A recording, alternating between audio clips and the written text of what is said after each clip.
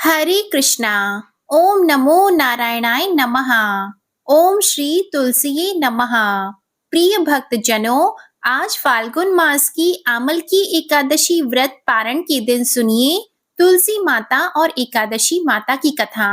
आइए, उससे पहले हम सभी श्रद्धा और पूर्ण विश्वास के साथ भगवान श्री हरि विष्णु और तुलसी माता से क्षमा याचना करें। हे करुणा निधान भगवान श्री हरि विष्णु, हे पावन तुलसी माता, आज एकादशी व्रत के पारणा से पूर्व मैं सच्चे हृदय से आपके चरणों में नतमस्तक हूँ। यदि इस व्रत में मुझसे जाने या अनजाने में व्रत नियम, आहार, विचार, वचन या आचरण में कोई त्रुटि, कोई भूल या कोई अपराध हो गया हो, तो हे प्रभु, हे तुलसी माता, उसे मेरे अज्ञान का फल समझकर कृपा करके क्षमा कीजिएगा।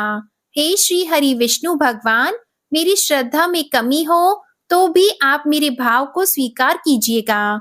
हे तुलसी माता, यदि पूजन, अर्पण या सेवा भाव में कोई अशुद्धि हो गई हो तो हे माँ, अपने वात्सल्य से उसे शुद्ध कर दीजिएगा।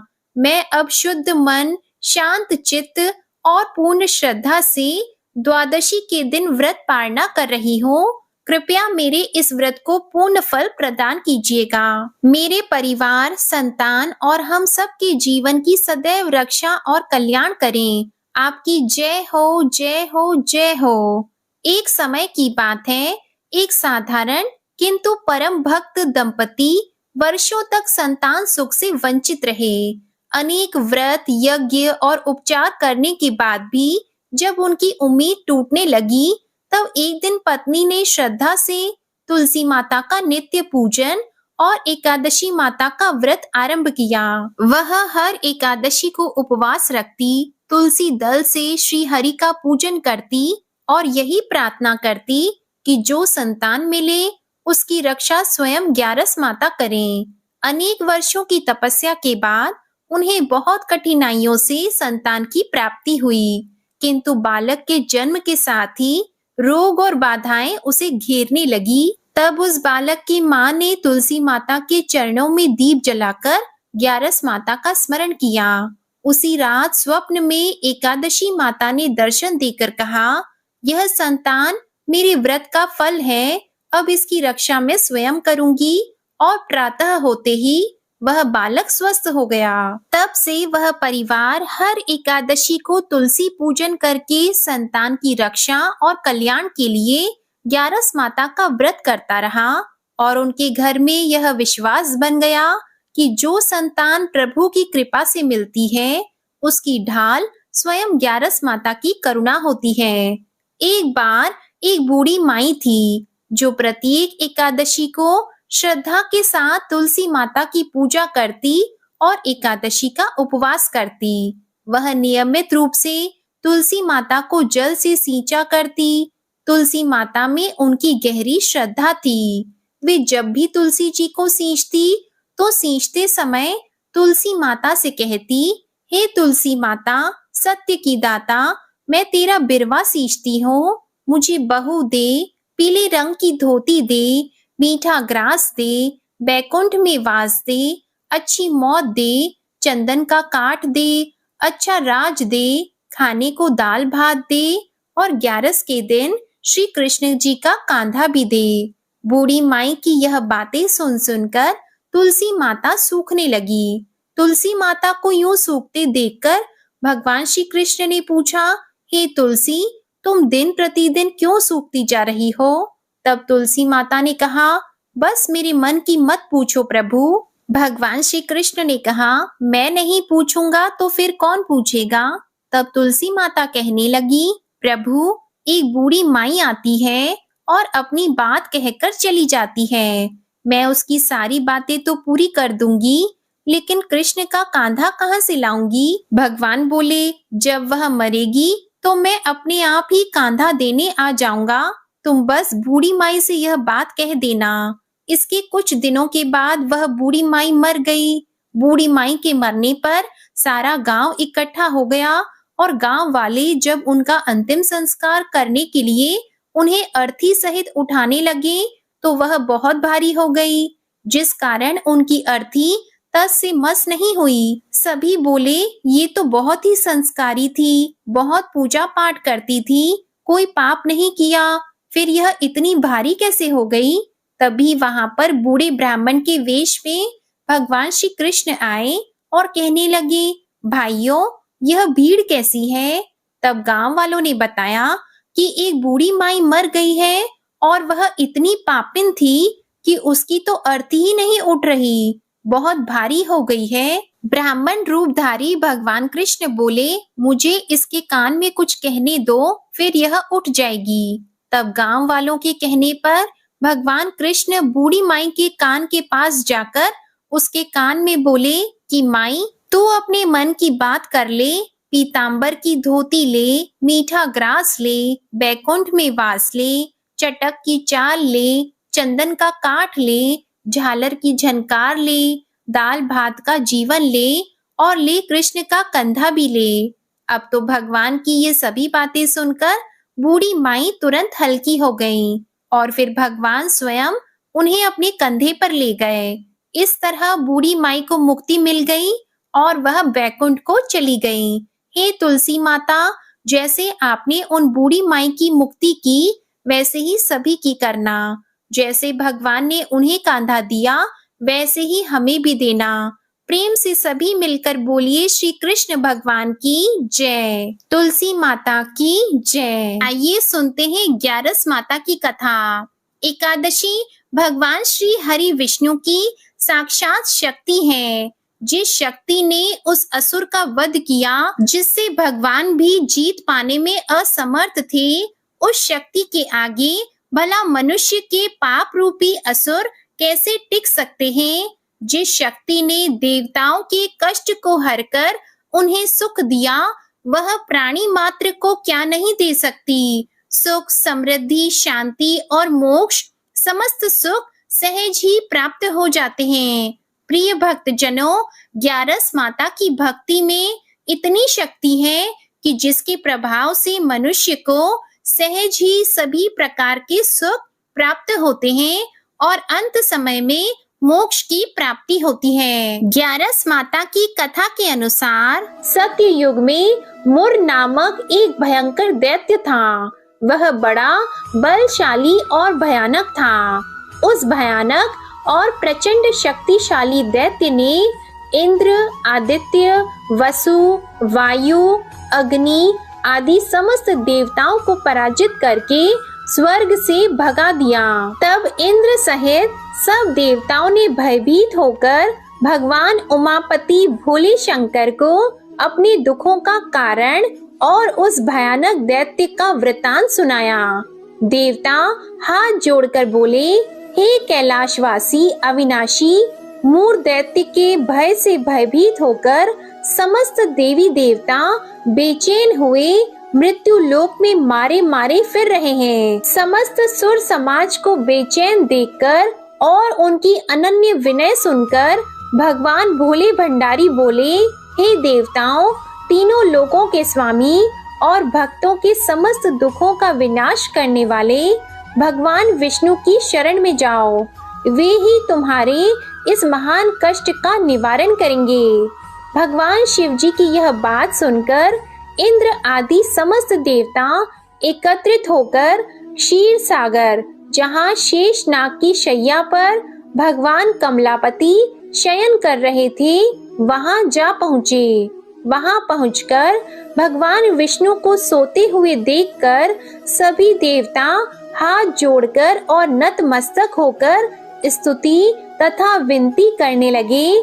देवताओं ने कहा, हे शंख, चक्र, गदा, पद्मा तथा वन मालाओं से अलंकृत देवादि देव, हे देवताओं द्वारा स्तुति करने योग्य आपको कोटि कोटि प्रणाम है।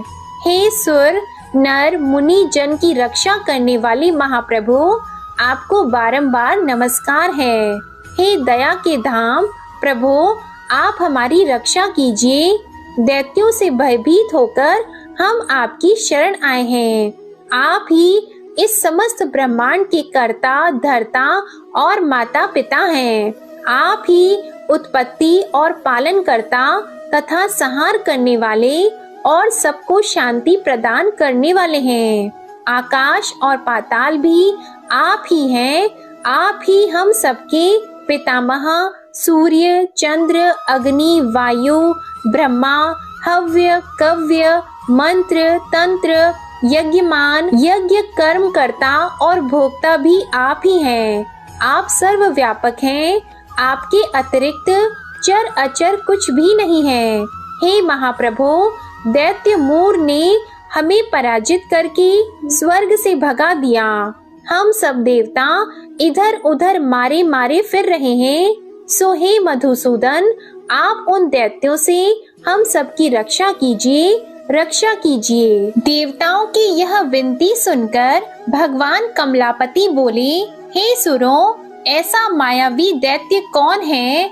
उसमें ऐसा कितना बल है? वह किसके आश्रय है तथा वह कहाँ रहता है? यह सब मुझसे कहो। भगवान विष्णु की यह बात सुनकर देवराज इंद्र बोले, हे प्रभु, प्राचीन काल में नाड़ी जंत नाम का एक राक्षस था। उसी का पुत्र महाबलशाली, महापराक्रमी, विश्व विख्यात मुर नाम का दैत्य है। वह चंद्रावती नामक नगरी में रहता है। उस महाअसुर ने समस्त देवताओं को स्वर्ग से निकाल के अपना अधिकार कर लिया है। वह स्वयं इंद्र, अग्नि, वरुण, कुबेर, यम आदि सबके स्थान पर अपना आधिपत्य जमाकर और स्वयं सूर्य बनकर प्रकाश करता है। हे असुर निकंदन, उस दैत्य का संहार करके हम सब देवताओं की रक्षा कीजिए। हम सब आपकी शरण हैं। इंद्र के ये वचन सुनकर भगवान कमलापति बोले, हे देवताओं, तुम घबराओ मत। मैं शीघ्र ही तुम्हारे शत्रु का संहार करूंगा। तुम सब अब चंद्रावती नगर को चलो। समस्त देवताओं सहित भगवान विष्णु भी चंद्रावती नगर को चल दिए। उस समय दैत्यराज मुर दैत्य सेना सहित युद्ध भूमि में बड़े अभिमान से गरज रहा था। उस महादैत्य की घोर गर्जना को सुनकर सब देवता भयभीत होकर चारों दिशाओं में भाग खड़े हुए। यह देखकर स्वयं भगवान विष्णु रणभूमि में पहुंच गए। भगवान कमलापति को रणभूमि में देखकर दैत्य दल ने नाना प्रकार के अस्त्र शस्त्रों से भगवान विष्णु पर प्रहार किया। भगवान ने यह देखकर अपने तीखे बाण छोड़े, जो नागों की तरह से लहराते हुए जाकर दैत्यों के अंगों को बींधने लगे। सभी दैत्य उनके हाथों से मारे गए। केवल दैत्यराज मुर ही जीवित बचा था। दैत्यराज मुर अविचल भाव से भगवान के साथ युद्ध करता रहा। यह देखकर सुर समाज अत्यंत बेचैन होने लगा। भगवान जो भी तीक्ष्ण बाण उसके शरीर में मारते, वे उसके अंगों में पुष्पों के समान लगते थे। शस्त्रों से उस महादैत्य का शरीर छिन्न भिन्न हो गया, परंतु वह फिर भी युद्ध करता रहा। इसके बाद भगवान और दैत्य का मल्ल युद्ध होने लगा। इस प्रकार 10,000 वर्ष तक दोनों का युद्ध हुआ, परंतु वह महाबली दैत्य फिर भी पराजित नहीं हुआ। तब भगवान उस मुर दैत्य से लड़ते लड़ते थक गए और बद्रिकाश्रम को चले गए। वहां पर हेमवती नाम की एक सुंदर गुफा थी। विष्णु भगवान उस गुफा में विश्राम करने लगे। वह गुफा 12 योजन लंबी और उसका एक ही द्वार था। दैत्यराज मुर भी भगवान का पीछा करते हुए उस गुफा में पहुंच गया। वह दैत्य भगवान विष्णु को सोया देखकर उन्हें मारने के लिए उद्यत हुआ।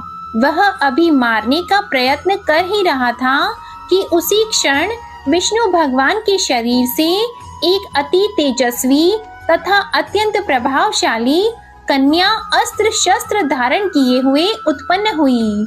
उस कन्या के बल पराक्रम को देखकर आश्चर्यचकित हुआ मोर उसके साथ युद्ध करने लगा। उस कन्या के युद्ध कौशल, पराक्रम तथा वीरता को देखकर दैत्य ने विचार किया कि इस कन्या को इतना भयानक युद्ध करना किसने सिखाया है? यह तो बड़ा भयंकर युद्ध करती है। वह अभी विचार कर ही रहा था कि उस प्रभावशाली देवी ने एक ऐसा बाण मारा कि दैत्यराज का रथ टूटकर चूर-चूर हो गया। देवी ने उसके अस्त्र शस्त्रों को काटकर टुकड़े टुकड़े कर दिए। अब वह भयानक दैत्यराज मल्ल युद्ध करने लगा, परंतु देवी ने धक्का मारकर उसे मूर्छित कर दिया। जब वह दैत्य मूर्छा से जागा तो उस कन्या ने उसका सिर काट डाला। इस प्रकार वह दैत्य तो पृथ्वी पर गिरकर मृत्यु को प्राप्त हुआ और बाकी दैत्य भयभीत होकर पाताल लोक को भाग गए। जब भगवान विष्णु की निद्रा टूटी तो उन्होंने मूढ़ दैत्य के कटे हुए सिर तथा दोनों हाथ जोड़कर खड़ी हुई एक कन्या को देखा। भगवान उस कन्या से पूछने लगे, हे देवी, जिस दैत्य के भय से इंद्र आदि सब देवता भयभीत होकर स्वर्ग को छोड़कर भाग गए थे, उसको किसने मारा है? वह कन्या कहने लगी, भगवान, जब आप निद्रा में थे तब यह दैत्य आपको मारने के लिए उद्यत हुआ था। उस समय आपके शरीर से उत्पन्न होकर मैंने इस दैत्य का वध किया है। यह सुनकर भगवान बोले, हे देवी, तुमने इस दैत्य को मारकर देवताओं का महान उपकार किया है, अतः तुम इच्छा अनुसार वर मांगो। तब वह देवी बोली, भगवान, यदि आप मुझे वरदान देना ही चाहते हैं तो यह दीजिए कि जो मेरा व्रत करे उसके सब पाप नष्ट हो जाएं और वह अंत में मोक्ष को प्राप्त हो। रात्रि को भोजन करने वाले को आधा फल और एक बार भोजन करे उसको भी आधा फल प्राप्त हो। जो मनुष्य भक्ति पूर्वक मेरे व्रत को करे वह निश्चय ही आपके लोक को प्राप्त हो। जो कोई मेरे व्रत में एक बार भी भोजन न करे उसको धर्म, धन और मुक्ति प्राप्त हो। भगवान ने कहा, हे कल्याणी, ऐसा ही होगा।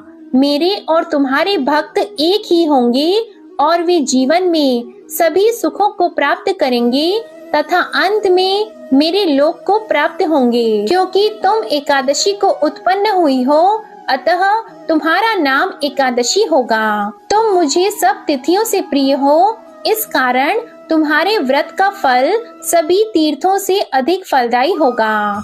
भगवान के ऐसे उत्तम वचनों को सुनकर वह देवी अत्यंत प्रसन्न हुई। ऐसा कहकर भगवान श्री हरि विष्णु उसी स्थान पर अंतर ध्यान हो गए।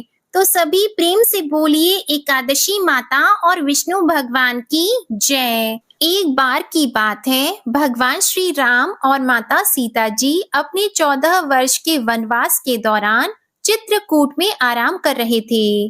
तब तुलसी माता से मिलने वाले पुण्य फलों के बारे में वे आपस में बात कर रहे थे। बातों ही बातों में माता सीता जी के मन में कुछ प्रश्न उठे तो उन्होंने भगवान श्री राम से कहा, हे प्रभु, मेरे मन में कुछ प्रश्न उठ रहे हैं जिनके उत्तर जानने के लिए मेरा मन बेचैन हो रहा है। तब भगवान श्री राम ने कहा, हे देवी, आपके मन में भला कौन से प्रश्न उठ रहे हैं? आप जल्दी बताइए। मैं आपके सभी प्रश्नों के उत्तर और उनका रहस्य भी जरूर बताऊंगा। तब माता सीता जी ने कहा, हे प्रभु, तुलसी को जल कैसे देना चाहिए और तुलसी को जल देने की सर्वोत्तम विधि कौन सी है? तुलसी को जल देने का मंत्र कौन सा है? तब भगवान श्री राम देवी सीता से कहने लगे, हे देवी, तुलसी जी में जल अर्पित करते समय ये 3 शब्द कहें जिससे गरीबी दूर हो जाएगी। एक बार माता सीता ने भगवान श्री राम से तुलसी जी को जल देने के महत्व के बारे में पूछा तो भगवान ने उन्हें उसका महत्व सुनाया। तब आगे माता सीता जी ने कहा, हे स्वामी, आपने मुझे तुलसी जी को जल देने का महत्व तो बता दिया, परंतु अब मेरे मन में यह जानने की जिज्ञासा हो रही है कि तुलसी को जल कैसे देना चाहिए, जल की सर्वोत्तम विधि कौन सी है, जल देने का मंत्र कौन सा है। कृपया आप मुझे इन सभी प्रश्नों का उत्तर दीजिए। तब भगवान श्री राम ने माता सीता जी से कहा, हे प्रिय, जिस प्रकार से मैंने तुम्हें तुलसी का महात्म्य सुनाया है, उसी प्रकार से तुलसी को जल देते समय बोले जाने वाले मंत्र का भी बड़ा महत्व है। यह मंत्र केवल 3 शब्दों का है, परंतु इसका प्रभाव बहुत ही चमत्कारी है। जो भी मनुष्य नित्य तुलसी को जल देते समय अपने मुख से केवल यह 3 शब्द बोल देता है, तो साक्षात माँ लक्ष्मी उसके घर में प्रवेश करती है और उसकी दरिद्रता दूर करती है, उसे धन धान्य की प्राप्ति होती है। देवी, उस मंत्र को बताने से पहले मैं आपको तुलसी के इस मंत्र का महत्व भी बताता हूँ। इस महात्म्य को सुन लेने मात्र से ही मनुष्य के समस्त पाप नष्ट हो जाते हैं और उसे कई वर्षों तक तुलसी को जल देने का पुण्य भी प्राप्त होता है। इसलिए हे देवी, आप भी इस कथा को ध्यान पूर्वक जरूर सुनिएगा। तब माता सीता जी ने कहा, हे प्रभु, मैं तो इस कथा को पूरा अवश्य सुनूंगी। कृपया अब आप मुझे तुलसी के मंत्र का महात्म्य सुनाइए। तब भगवान श्री राम कहने लगे, हे देवी, एक समय दक्षिण दिशा में एक अत्यंत शोभायमान नगरी थी। उस नगरी में सुरेश नाम का एक खोटी बुद्धि का ब्राह्मण रहता था और वह पापियों का तो शिरोमणि ही था, सरदार ही था। उसका जन्म एक ऐसे ब्राह्मण परिवार में हुआ था जो पाप कर्म करने वाले और शास्त्र ज्ञान से शून्य थे। वह जन्म से तो ब्राह्मण था, लेकिन कर्म से वह अत्यंत दुराचारी था। वह ना तो पूजा पाठ करता, ना अतिथियों का सत्कार करता और यहाँ तक कि अपने द्वार पर आए हुए अतिथियों को बिना कुछ दान दिए ही निर्दयता पूर्वक भगा दिया करता था। वह सदैव ही पराई स्त्रियों में आसक्त रहता और उसे मदिरा पान करने की भी बुरी लत थी। साथ ही वह मांस भी खाता था। वह दिन में खेतों में काम करके पत्ते बेचकर जीविका चलाता, रात में व्यभिचार करता था। इस प्रकार से उस ब्राह्मण ने अनेक वर्षों तक जीवन बिताया। फिर एक दिन वह दुर्बुद्धि बेचने के लिए पत्ते इकट्ठे करने के लिए एक ऋषि के आश्रम के आसपास घूमने लगा और वहां लगे हुए पेड़ों से पत्ते तोड़ने लगा। तो वहीं पर एक काल रूपधारी काले भयानक सर्प ने उस ब्राह्मण को काट लिया और उसी समय उसकी मृत्यु हो गई। तब उसके बाद 2 यमदूत उसे लेने के लिए उस स्थान पर प्रकट हो गए और उसे उठाकर यमलोक ले जाने लगे। मार्ग में वह यमदूतों के सामने बहुत करुण विलाप करने लगा और बोला, हे दूतों, मुझे कहाँ लेकर जा रहे हो? मुझे छोड़ दो। लेकिन यमदूत उसे यह कहकर घसीटते हुए ले जा रहे थे कि अरे दुष्ट ब्राह्मण, तेरे पाप कर्मों के कारण तुझे सांप ने डस लिया है। अब तो यमराज जी तुझे अवश्य घोर नरक में डाल देंगे। फिर यम के दूत उस ब्राह्मण को लेकर यमलोक पहुंच गए और यमराज जी के सामने खड़े हो गए। तब चित्रगुप्त महाराज जी उस ब्राह्मण का लेखा जोखा निकालकर यमराज जी से कहने लगे, हे धर्मराज, इस ब्राह्मण ने बचपन से लेकर मृत्यु तक पाप ही पाप किए हैं। अपने पूरे जीवन तो इसने कोई पुण्य काम ही नहीं किया। तब धर्मराज जी अपने दूतों से कहते हैं, हे दूतों, इस घोर पाप करने वाले ब्राह्मण को उठाकर ले जाओ और इसे नरक में डाल दो। फिर यम के दूत उस पंडित को लेकर नरक की भयंकर अग्नि में धकेल देते हैं। तो अनेक वर्षों तक नरक में सजा भुगतने के बाद उस ब्राह्मण को अपने दूसरे जन्म में एक बैल का शरीर मिला। बैल का जन्म पाकर वह बोझ उठाने का काम करने लगा। उसका मालिक उससे दिन रात काम करवाने लगा। फिर जब उस बैल की शक्ति कम हो गई तो उसके मालिक ने उसे एक लंगड़े आदमी को बेच दिया। तो उस लंगड़े आदमी ने उस बैल को खुद का बोझ उठाने के काम में उपयोग करना शुरू कर दिया। वह उसकी पीठ पर बैठकर दूर दूर घूमता था। इस प्रकार से उस बैल ने 10 वर्षों तक उस लंगड़े आदमी का बोझ उठाया। फिर एक दिन वह लंगड़ा आदमी उस बैल की पीठ पर बैठकर किसी ऊंचे पर्वत पर जा रहा था। उस पर्वत पर बहुत देर तक चढ़ाई करने के कारण वह बैल थक गया, उसकी शक्ति कम हो गई और वह बेहोश होकर जमीन पर गिर पड़ा और अंतिम सांसें लेने लगा। तो वहां पर खड़े लोगों को उस बैल पर बड़ी दया आ गई और वह उसके मुख में पानी डालने लगे। उन्हीं लोगों में एक पुण्यात्मा इंसान भी था। उसने उस बैल का कल्याण करने के लिए अपना समस्त पुण्य उस बैल को दे दिया। तो वहां पर खड़े हुए कुछ और लोगों ने भी अपने अपने पुण्य को उस बैल को समर्पित कर दिया। जब सभी लोग अपना अपना पुण्य उस बैल को समर्पित कर रहे थे, तो वहीं भीड़ में एक वेश्या भी खड़ी थी और यह सब देखकर उस वेश्या ने भी अपना पुण्य उस बैल को दे दिया। फिर कुछ ही क्षणों के बाद उस बैल की मृत्यु हो गई और फिर उस स्थान पर यमदूत आए और उस बैल के शरीर से उस ब्राह्मण की आत्मा को निकालकर यमलोक ले गए। यमलोक में ले जाकर उसे यमराज जी के सामने खड़ा कर दिया। फिर चित्रगुप्त महाराज जी ने उसका लेखा जोखा देखा तो आश्चर्य में पड़ गए, क्योंकि वेश्या के द्वारा दिया गया पुण्य सबसे अधिक बड़ा था और उस पुण्य के प्रभाव से उस ब्राह्मणी के सभी जन्मों के पाप नष्ट हो गए थे। फिर यमराज जी ने उस ब्राह्मण के सारे पाप क्षमा कर दिए और कहने लगे, हे ब्राह्मण, उस वेश्या ने तुझे अपना पुण्य देकर तुझ पर बड़ा उपकार किया है। केवल उसी के पुण्य के कारण तुम्हारे सब जन्मों के पाप नष्ट हो गए हैं। और फिर यमराज जी ने उसे एक बार फिर से मनुष्य योनि में जन्म प्रदान किया। इस बार उसे पृथ्वी पर एक उत्तम पंडित कुल में जन्म मिला।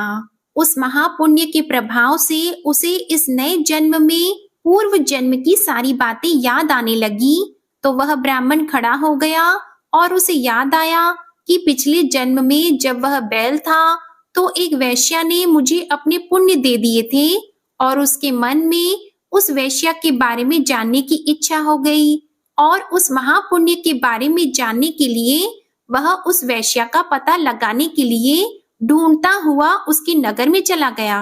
तो वह वेश्या अब तक बूढ़ी हो गई थी। फिर जब उसे ढूंढने पर वह वेश्या मिल गई तो वह उसके सामने जाकर उसे बार बार प्रणाम करने लगा और उसका धन्यवाद करने लगा।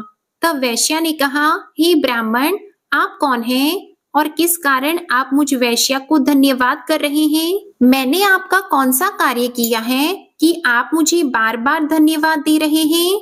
तो वह ब्राह्मण कहने लगा, हे माता, मैं वही बैल हूँ जिसे तुमने अपना पुण्य दे डाला था। अपने पाप कर्मों के कारण मुझे पिछले जन्म में बैल का जन्म मिला था और उस पर्वत पर जब मैं मर रहा था तो तुमने मुझे अपना पुण्य दान दिया था और तुम्हारे पुण्य के प्रभाव से ही आज मुझे फिर से मनुष्य जन्म मिला है। तुम्हारे द्वारा दिए गए उसी पुण्य के कारण मुझे अपने पूर्व जन्म की सारी बातें याद है।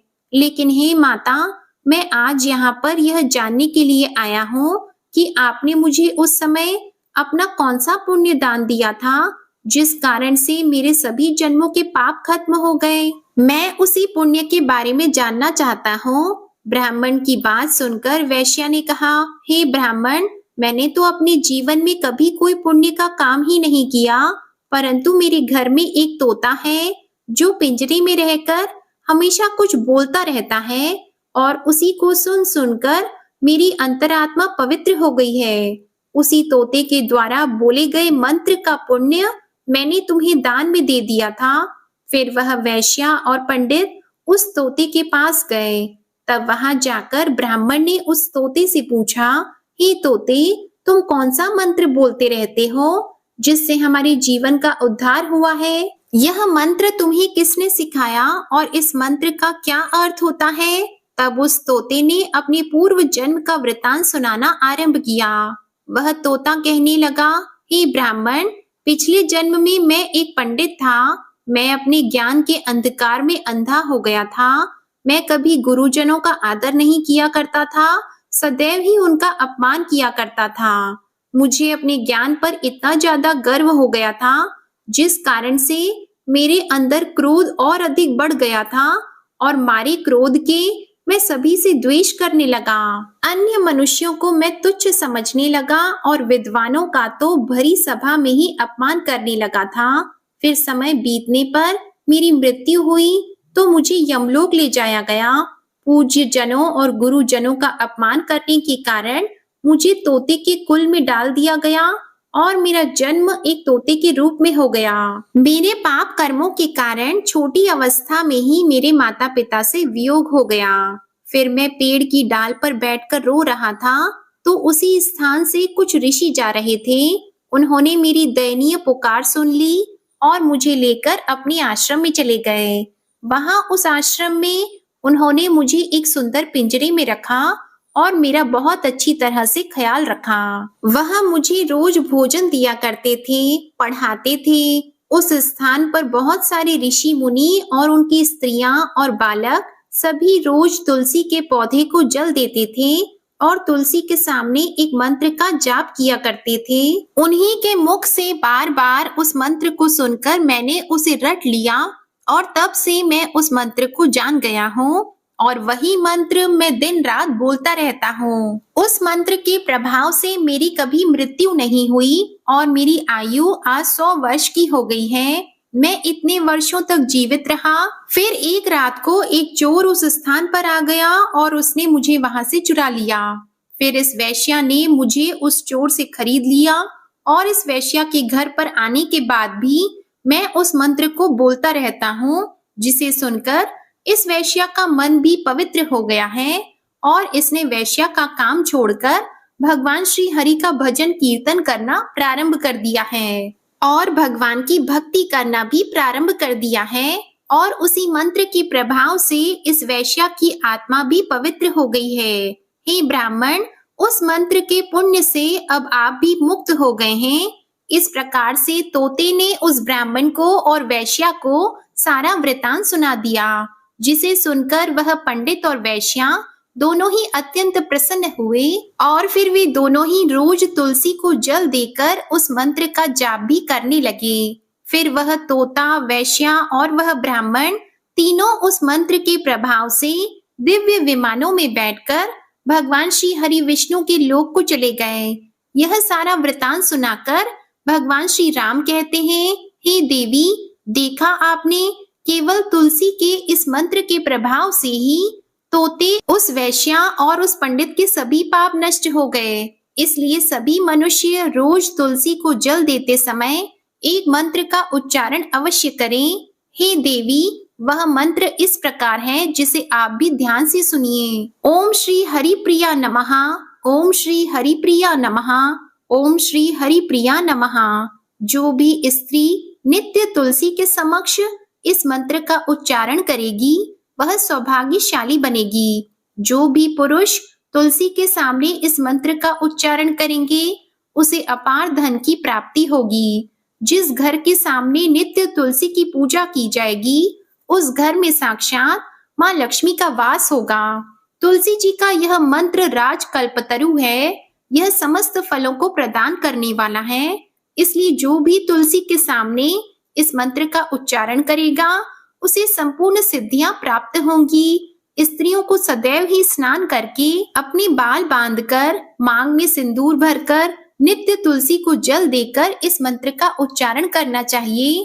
रोज तुलसी के पौधे की परिक्रमा करने के साथ ही सभी पाप नष्ट हो जाते हैं। रोज शाम के समय तुलसी के पास दीपक जलाएं और तुलसी के पास बैठकर भगवान विष्णु की आराधना करें। तुलसी के पास दीपक जलाने से मनुष्य को धन धान्य की प्राप्ति होती है। हजारों अमृत के घड़ों से नहाने पर भी श्री हरि को इतनी तृप्ति नहीं मिलती जितनी मनुष्य के द्वारा तुलसी का एकमात्र एक पत्ता चढ़ाने से ही हो जाती है। 1000 गायों के दान से मनुष्य जो फल प्राप्त करता है वही फल तुलसी के पत्ते के दान से पा लेता है। तो इस प्रकार भगवान श्री राम ने माता सीता जी को तुलसी जी का महात्म्य सुनाया। तो ये थी तुलसी माता की कथा। सभी मिलकर प्रेम से बोलिए तुलसी मैया की जय, श्री हरि विष्णु भगवान की जय। अब सुनिए आमल की एकादशी माता की कथा। महाभारत काल के समय जहाँ पर इंद्रप्रस्थ के राजमहल में धर्मराज युधिष्ठिर अपने राज सिंहासन पर बैठे मन में एकादशी व्रत के गूढ़ रहस्य को समझने की इच्छा लिए बैठे हुए थे, तभी महल के द्वार पर एक भव्य रथ रुका, जिसके ध्वज पर गरुड़ की छवि चमक रही थी। रथ से उतरे पीतांबरधारी श्री कृष्ण, उनके दर्शन मात्र से वातावरण दिव्यता से भर गया। युधिष्ठिर महाराज ने उन्हें आसन पर विराजमान कराकर हाथ जोड़कर पूछा, हे माधव, यह एकादशी किस प्रकार पूजनीय है, हमें इसके महत्व का बोध कराइए। श्री कृष्ण ने मंद मुस्कान के साथ कहा, हे धर्मराज, फाल्गुन शुक्ल एकादशी 2 कारणों से अत्यंत शुभ मानी जाती है। इसी दिन भगवान शिव माता पार्वती को लेकर काशी लौटे और उनके भक्तों ने रंगों से उनका स्वागत किया। वहीं भगवान विष्णु के प्रिय वृक्ष आंवले का पूजन करने से भक्तों को पुण्य की प्राप्ति हुई। यह एकादशी जीवन में आनंद और मोक्ष दोनों का ही द्वार खोल देती है। महाभाग, तुम्हें इस समय वह प्रसंग सुनाता हूँ जिसे राजा मानधाता के पूछने पर एक समय महात्मा वशिष्ठ जी ने कहा था। फाल्गुन शुक्ल पक्ष की एकादशी का नाम आमल की एकादशी है। इसका पवित्र व्रत विष्णु लोक की प्राप्ति कराने वाला है। राजा मानधाता ने पूछा, हे द्विज श्रेष्ठ, यह आमल की कब उत्पन्न हुई, मुझे बताइए।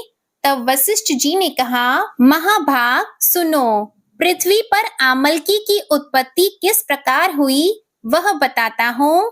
आमलकी महान वृक्ष है जो सब पापों का नाश करने वाला है। भगवान श्री विष्णु के थूकने पर उनके मुख से चंद्रमा के समान कांतिमान एक बिंदु प्रकट हुआ। वह बिंदु पृथ्वी पर गिरा और उसी से आमलकी अर्थात आंवले का महान वृक्ष उत्पन्न हुआ। यह सभी वृक्षों का आदि भूत कहलाता है। इसी समय समस्त प्रजाजनों की सृष्टि करने के लिए भगवान ने ब्रह्मा जी को उत्पन्न किया। उन्हीं से इन प्रजा की सृष्टि हुई। देवता, दानव, गंधर्व, यक्ष, राक्षस, नाग तथा निर्मल अंतःकरण वाले महर्षियों को ब्रह्मा जी ने जन्म दिया। उनमें से देवता और ऋषि उस स्थान पर आए जहां विष्णु प्रिया आमलकी का वृक्ष था। महाभाग, उसे देखकर देवताओं को बड़ा विस्मय हुआ। वे एक दूसरे पर दृष्टिपात करते हुए उत्कंठा पूर्वक उस वृक्ष की ओर देखने लगे और खड़े-खड़े सोचने लगे कि पाकड़ आदि वृक्ष तो पूर्व कल्प की ही तरह हैं, जो सब के सब हमारे परिचित हैं, किंतु इस अद्भुत वृक्ष को हम नहीं जानते। उन्हें इस प्रकार चिंता करते देखकर तभी आकाशवाणी हुई, महर्षियों, यह सर्वश्रेष्ठ आमलकी का वृक्ष है जो श्री विष्णु को प्रिय है। इसके स्मरण मात्र से गोदान का फल मिलता है। स्पर्श करने से इससे 2 गुना और फल भक्षण करने से 3 गुना पुण्य प्राप्त होता है। इसलिए सदा प्रयत्न पूर्वक आमलकी का सेवन करना चाहिए। यह सब पापों को हरने वाला वैष्णव वृक्ष बताया गया है। इसके मूल भाग में श्री विष्णु, ऊपरी भाग में श्री ब्रह्मा, स्कंद में परमेश्वर भगवान रुद्र, शाखाओं में मुनि, टहनियों में देवता, पत्तों में वसु, फूलों में मरुदगण और फलों में समस्त प्रजापति वास करते हैं। आमलकी सर्वदेवमयी बताई गई है। विष्णु भक्त पुरुषों के लिए ये परम पूज्य है। ऋषि बोले, अव्यक्त स्वरूप से बोलने वाले महापुरुष, हम लोग आपको क्या समझें? आप कौन हैं? देवता हैं या कोई और? हमें ठीक ठीक बताइए। आकाशवाणी हुई, जो संपूर्ण भूतों के कर्ता और समस्त भवनों के सृष्टा हैं, जिन्हें विद्वान पुरुष भी कठिनता से देख पाते हैं, वही सनातन विष्णु मैं हूँ। देवाधिदेव भगवान विष्णु का कथन सुनकर उन ब्रह्म कुमार महर्षियों के नेत्र आश्चर्य से चकित हो गए। उन्हें बड़ा विस्मय हुआ। वे आदि अंत रहित भगवान की स्तुति करने लगे। ऋषि बोले, संपूर्ण भूतों के आत्मभूत आत्मा एवं परमात्मा को नमस्कार है। अपनी महिमा से कभी च्युत ना होने वाले अच्युत को नित्य प्रणाम है। अंतर रहित परमेश्वर को बारंबार प्रणाम है। दामोदर, कवि और यज्ञेश को नमस्कार है। मायापते आपको प्रणाम है। आप विश्व के स्वामी हो, आपको नमस्कार है। ऋषियों की इस प्रकार स्तुति करने पर भगवान श्री हरि संतुष्ट हो गए और बोले, महर्षि, तुम्हें कौन सा अभीष्ट वरदान दूं? तब ऋषि बोले, भगवान, यदि आप संतुष्ट हैं तो हम लोगों के हित के लिए कोई ऐसा व्रत बताइए जो स्वर्ग और मोक्ष रूपी फल प्रदान करने वाला हो। श्री विष्णु बोले, महर्षियों, फाल्गुन शुक्ल पक्ष में यदि पुष्य नक्षत्र से युक्त द्वादशी हो तो वह महान पुण्य देने वाली और बड़े-बड़े पातकों का नाश करने वाली होती है। हे द्विजवरों, उसमें जो विशेष कर्तव्य है उसको सुनो। आमल की एकादशी में आंवले के वृक्ष के पास जाकर वहां रात्रि में जागरण करना चाहिए। इससे मनुष्य समस्त पापों से छूटता है और सहस्त्र गोदान का फल प्राप्त करता है। विप्रगण, यह व्रतों में उत्तम व्रत है जिसे मैंने तुम लोगों को बताया है। ऋषि बोले, भगवान, इस व्रत की विधि भी बताइए। यह कैसे पूर्ण होता है? इसके देवता, नमस्कार और मंत्र कौन-कौन से बताए गए हैं? उस समय स्नान और दान कैसे किया जाता है? पूजन की कौन सी विधि है और उसके लिए मंत्र क्या है? इन सब बातों का यथार्थ रूप से कृपया वर्णन कीजिए। भगवान श्री विष्णु ने कहा, द्विजवरों, इस व्रत की जो उत्तम विधि है, अब उसका श्रवण करो। एकादशी को प्रातः काल दंत धावन करके यह संकल्प करें कि हे पुंडरीकाक्ष, हे अच्युत, मैं एकादशी को निराहार रहकर दूसरे दिन भोजन करूंगा। आप मुझे शरण में रखें। ऐसा नियम लेने के बाद पतित, चोर, पाखंडी, दुराचारी, मर्यादा भंग करने वाले और गुरु पत्नी गामी मनुष्य से वार्तालाप ना करें। अपने मन को वश में रखते हुए नदी में, पोखरे में, कुएं पर या फिर घर में ही स्नान करें। स्नान करने से पहले शरीर में मिट्टी लगाएं और इस प्रकार कहें, हे वसुंधरे, तुम्हारे ऊपर अश्व और रथ चला करते हैं तथा वामन अवतार के समय भगवान विष्णु ने भी तुम्हें अपने पैरों से नापा था। मृत्तिके, मैंने करोड़ों जन्मों में जो पाप किए हैं, मेरे उन सभी पापों को हर लो। फिर स्नान करते हुए इस प्रकार कहें, जल की अधिष्ठात्री देवी, हे माता, तुम संपूर्ण भूतों के लिए जीवन हो। वही जीवन जो स्वेदज और उद्भिज जाति के जीवों का भी रक्षक है। आप रसों की स्वामिनी हो, आपको नमस्कार है। आज मैं संपूर्ण तीर्थों, कुंडों, झरनों, नदियों और देव संबंधी सरोवर में स्नान कर चुका हूँ। मेरा यह स्नान उक्त सभी स्नान का फल देने वाला हो। विद्वान पुरुष को चाहिए कि वह परशुराम जी की सोने की प्रतिमा बनाए। प्रतिमा अपनी शक्ति और धन के अनुसार 1 या आधे मासे स्वर्ण की होनी चाहिए। स्नान के बाद घर आकर पूजा और हवन करें। इसके बाद सब प्रकार की सामग्री लेकर आंवले के वृक्ष के पास जाएं। वहां वृक्ष के चारों ओर की जमीन झाड़ बुहार लीप पोत कर शुद्ध कर लें। शुद्ध की हुई भूमि में मंत्र पाठ पूर्वक जल से भरे हुए नवीन कलश की स्थापना करें। कलश में पंच रत्न और दिव्य गंध आदि छोड़ दें।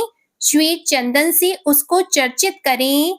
कंठ में फूल की माला पहनाएं। सब प्रकार के धूप की सुगंध फैलाएं। जलते हुए दीपकों की श्रेणी सजाकर रखें। तात्पर्य यह है कि सब ओर से सुंदर और मनोहर दृश्य उपस्थित करें। पूजा के लिए नवीन छाता, जूता और वस्त्र भी मंगाकर रखें। कलश के ऊपर एक पात्र रखकर उसे दिव्य लाजों अर्थात खीलों आदि से भर दें। फिर उसके ऊपर स्वर्णिम परशुराम जी की स्थापना करें। पूजा के मंत्रों का जाप करें। इसके बाद भक्ति युक्त चित्त से शुद्ध फल के द्वारा देवाधिदेव परशुराम जी को अर्घ प्रदान करें। अर्घ देते समय इस प्रकार कहें, हे देवेश्वर, जमदग्नि नंदन श्री विष्णु स्वरूप परशुराम जी, आपको नमस्कार है। आंवले के फल के साथ दिया हुआ मेरा यह अर्घ कृपया ग्रहण कीजिए। इसके बाद भक्ति युक्त चित्त से जागरण करें। नृत्य, संगीत, वाद्य, धार्मिक उपाख्यान या फिर श्री विष्णु संबंधी कथा वार्ता आदि के द्वारा वह रात्रि व्यतीत करें। उसके बाद भगवान विष्णु के नाम से लेकर आमल की वृक्ष की परिक्रमा 108 या 28 बार करें। फिर सवेरा होने पर श्री हरि की आरती करें। ब्राह्मण की पूजा करके वहां की सब सामग्री उसे निवेदन कर दें।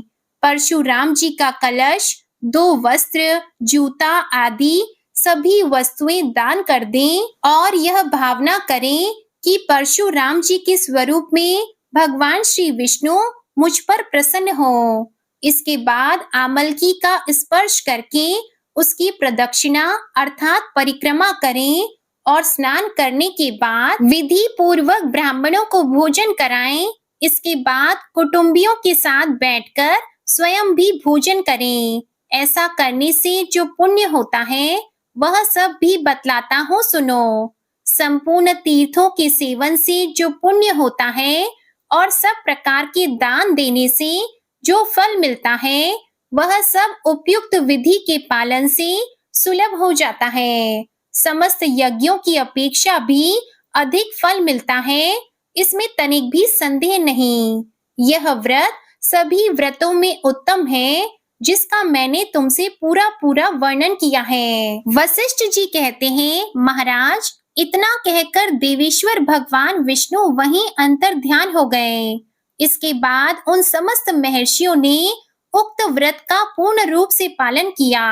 हे राजन, इस प्रकार तुम्हें भी इस व्रत का अनुष्ठान करना चाहिए।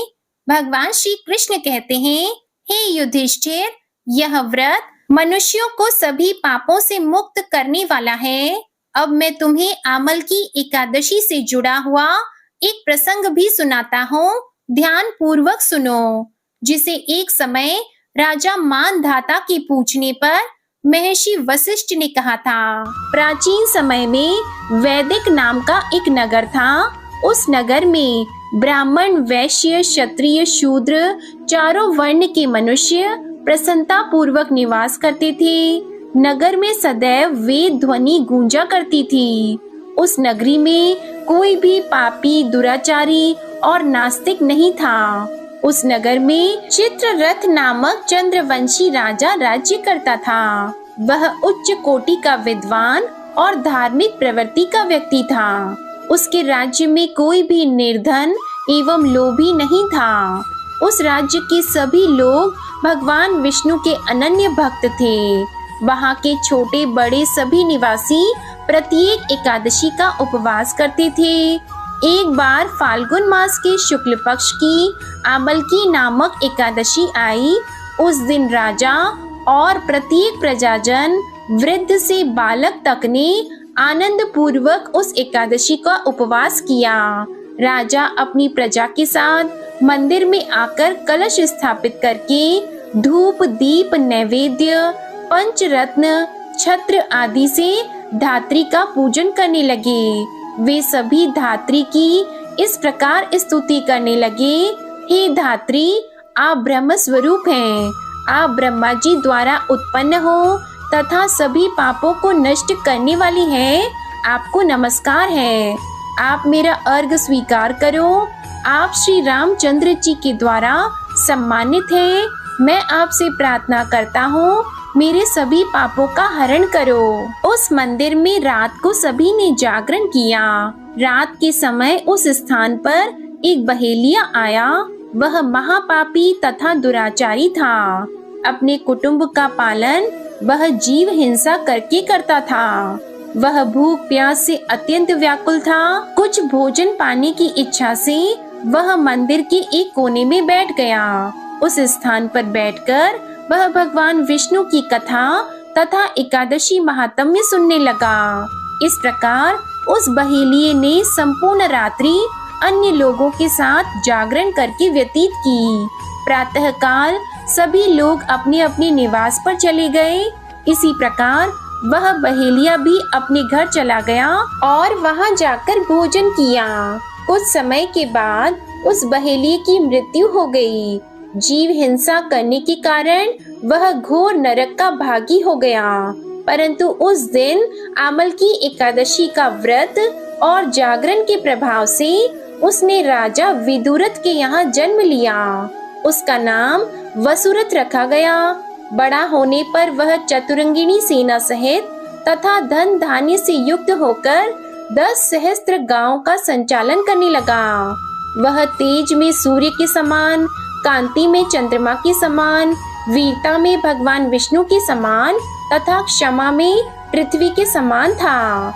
वह अत्यंत धार्मिक, सत्यवादी, कर्मवीर और विष्णु भक्त था। वह प्रजा का समान भाव से पालन करता था। दान देना उसका नित्य कर्म था। एक समय राजा वसुरथ शिकार खेलने के लिए गया। देव योग से वन में वह रास्ता भटक गया और दिशा का ज्ञान न होने के कारण उसी वन में एक वृक्ष के नीचे सो गया। कुछ समय बाद पहाड़ी डाकू वहां आए और राजा को अकेला देखकर मारो मारो चिल्लाते हुए राजा वसुरथ की ओर दौड़े। वह डाकू कहने लगे, इस दुष्ट राजा ने हमारे माता पिता, पुत्र पौत्र आदि समस्त संबंधियों को मारा है तथा देश से निकाल दिया। अब हमें इसे मारकर अपने अपमान का बदला लेना चाहिए। इतना कहकर वे डाकू राजा को मारने लगे और उस पर अस्त्र शस्त्र का प्रहार करने लगे। डाकुओं के वह अस्त्र शस्त्र राजा के शरीर से स्पर्श होते ही नष्ट होने लगे तथा राजा को वह शस्त्र पुष्पों के समान प्रतीत होने लगे। कुछ समय बाद प्रभु इच्छा से उन डाकुओं के अस्त्र शस्त्र उन्हीं पर प्रहार करने लगे, जिससे वे सभी डाकू मूर्छित हो गए। उसी समय राजा के शरीर से एक दिव्य देवी प्रकट हुई। वह देवी अत्यंत सुंदर थी तथा सुंदर वस्त्रों तथा आभूषणों से अलंकृत थी। उसकी भ्रिकुटी टेढ़ी थी। उसके नेत्रों से क्रोध की भीषण लपटें निकल रही थीं। उस समय वे लपटें काल के समान प्रतीत हो रही थीं। उसने देखते ही देखते उन सभी डाकुओं का समूल नाश कर दिया। नींद से उठने पर राजा ने वहां अनेक डाकुओं को मृत पड़ा देखा। वह सोचने लगा कि इन्हें किसने मारा है, इस वन में कौन मेरा हितैषी रहता है। राजा वसुरथ ऐसा विचार कर ही रहा था कि उसी समय आकाशवाणी हुई, हे राजन, इस संसार में भगवान विष्णु के अलावा तेरी रक्षा कौन कर सकता है। इस आकाशवाणी को सुनकर राजा ने भगवान विष्णु को स्मरण करके उन्हें प्रणाम किया। इसके बाद अपने नगर को वापस आ गया और सुख पूर्वक राज्य करने लगा। भगवान श्री कृष्ण कहते हैं, हे राजन, यह आमल की एकादशी के व्रत का प्रभाव था। जो मनुष्य इस आमल की एकादशी का व्रत सच्चे मन और श्रद्धा से निष्ठा के साथ करता है, वह प्रत्येक कार्य में सफल होकर अंत में बैकुंठ लोक को जाता है। जब श्री कृष्ण ने यह कथा पूर्ण की, तब सभा में एक दिव्य प्रकाश फैल गया। सभी देवताओं ने पुष्प वर्षा कर इस पावन व्रत की महिमा गाई। युधिष्ठिर महाराज ने भी श्रद्धा पूर्वक कहा, हे माधव, आपने इस व्रत का जो रहस्य हमें बतलाया, वह समस्त लोगों के लिए कल्याणकारी है। मैं इसे अवश्य करूंगा और प्रजा को भी इस व्रत का पालन करने के लिए प्रेरित करूंगा। तब श्री कृष्ण बोले, हे राजन, जो भी इस व्रत को करेगा वह शिव और विष्णु दोनों की कृपा प्राप्त करेगा। जीवन में कोई भी बाधा उसे विचलित नहीं कर सकेगी और अंततः वह परम गति को प्राप्त होगा। इस प्रकार इस कथा को सुनने मात्र से ही अनंत पुण्य की प्राप्ति होती है और भक्तों के जीवन में सुख समृद्धि बनी रहती है। प्रेम से बोलिए भगवान श्री लक्ष्मी नारायण जी की जय। तुलसी माता और शालिग्राम भगवान जी की जय। वीडियो अच्छी लगी हो तो वीडियो को लाइक करके चैनल को जरूर सब्सक्राइब कीजिएगा। जय जय श्री राधे कृष्णा।